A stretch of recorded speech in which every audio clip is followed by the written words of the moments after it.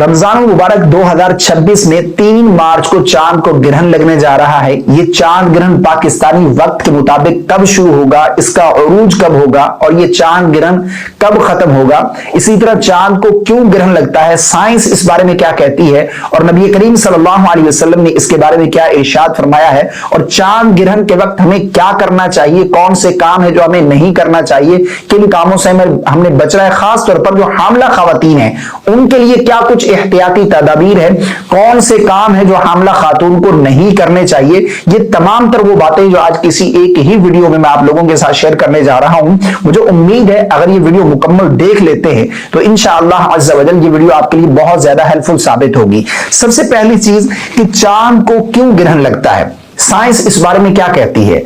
Science ये कहती है कि चांद और सूरज के दरमियान जब जमीन आ जाती है तो फिर चांद को ग्रहण लग जाता है। लेकिन नबी करीम सल्लल्लाहु अलैहि वसल्लम ने इसके बारे में क्या इरशाद फरमाया है, मैं यहां पर 2-3 अहादीस आप लोगों के सामने बयान करना चाहता हूं। जिस तरह के अबू दाऊद शरीफ के अंदर रिवायत मौजूद है, उम्मुल मोमिनीन हजरत आयशा सिद्दीक़ा रज़ियल्लाहु ताला अन्हा से रिवायत है, फरमाती है कि नबी करीम सल्लल्लाहु अलैहि वसल्लम ने सूरज और चांद फरमाया कि सूरज और चांद दोनों किसी की मौत और ना ही किसी की हयात के सबब ग्रहण लगता है।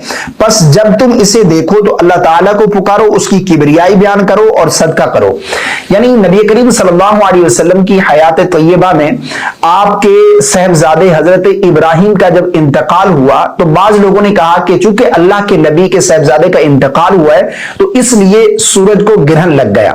तो आका करीम अलैहिस्सलाम ने नमाज अदा करने के बाद सूरज ग्रहण की नमाज अदा की, उसके बाद खुतबा इरशाद फरमाया और उसमें फरमाया कि ये सूरज और चांद ये अल्लाह की 2 बड़ी निशानियां हैं जिससे अल्लाह अपने बंदों को डराता है। बस जब तुम इसे देखो तो अल्लाह की तरफ रुजू करो, नमाज अदा करो, सदका और खैरात करो। ये किसी की मौत और हयात की वजह से ग्रहण नहीं होते।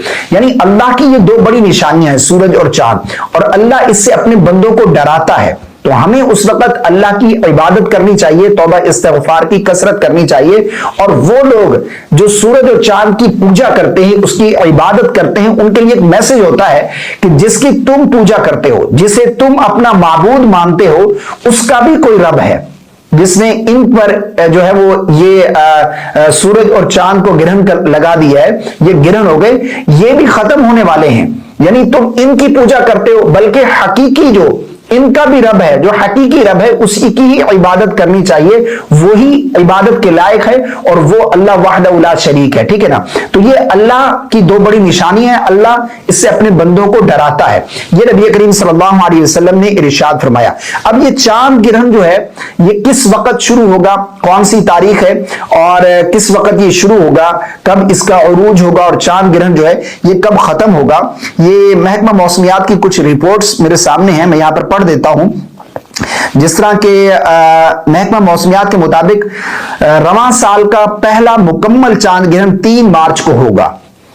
महकमा मौसमियात के मुताबिक 3 मार्च को साल का पहला चांद ग्रहण मुल्क के मुख्तलिफ शहरों में जुज़वी तौर पर देखा जा सकेगा। पाकिस्तान में चांद ग्रहण का आगाज दिन 1:44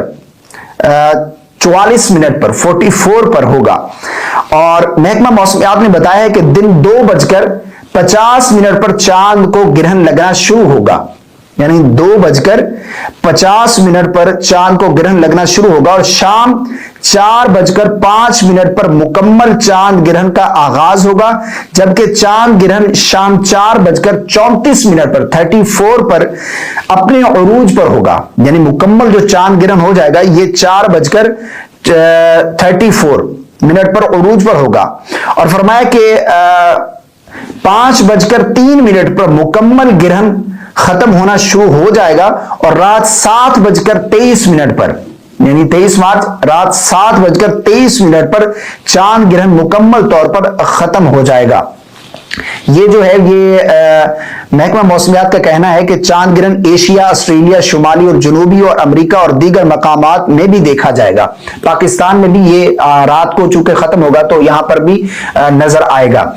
ये चांद ग्रहण जो है ये इसका टाइम है। अब चांद ग्रहण के वक्त हमें क्या करना चाहिए, कौन से काम है जो हमें करना चाहिए, कौन से काम है जो हमें नहीं करना चाहिए, और खास तौर पर जो हामला खवातीन है उनके लिए क्या कुछ एहतियाती तदाबीर हैं, वो कौन से काम है जो ना करें کریں, حاملہ خاتون کو کون سے کام کرنے سے منع کیا گیا ہے.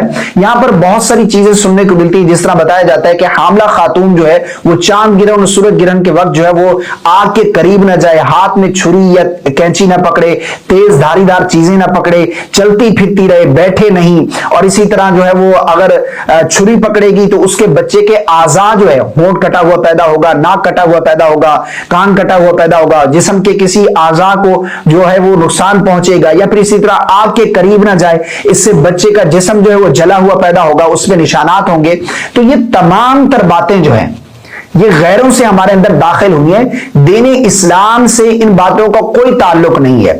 یاد رکھیے گا, اسلام بھی سائنس بھی ان تمام چیزوں کو جسٹیفائی نہیں کرتی, وہ بھی ان چیزوں کو تسلیم نہیں کرتی. اور نبی کریم صلی اللہ علیہ وسلم کی ظاہری حیات طیبہ میں جب چاند کو گرہن لگا یا سورج کو گرہن لگا, جہاں پر نماز کا طریقہ بتایا, صدقہ خیرات کا بتایا, وہاں پر اگر اس طرح کا کوئی خطرہ ہوتا حاملہ خواتین کے لیے, ان کے بچے پر کوئی اثرات ہوتے, تو نبی کریم صلی اللہ علیہ وسلم ضرور ارشاد فرماتے. لیکن آقا کریم علیہ الصلوۃ والسلام نے ایسا کچھ بھی ارشاد نہیں فرمایا.